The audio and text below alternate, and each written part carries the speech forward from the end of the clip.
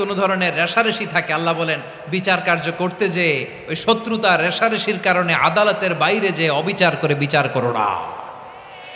ওয়ালা ইয়াজরিমান্নাকুম শানাআনু কওমিন আলা আল্লা তা'দিলু ই'দিলু হুয়া আকরাবু লিত্তাকওয়া ওয়াত্তাকুল্লাহা ইন্নাল্লাহা খাবীরুম বিমা তা'মালুন।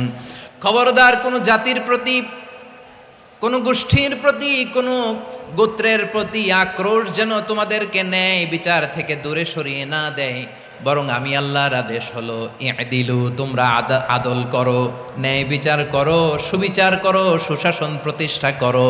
হুয়া আকরাবু লিত্তাকওয়া, এটাই তাকওয়ার সবচেয়ে কাছাকাছি। সুবহানাল্লাহ বলেন।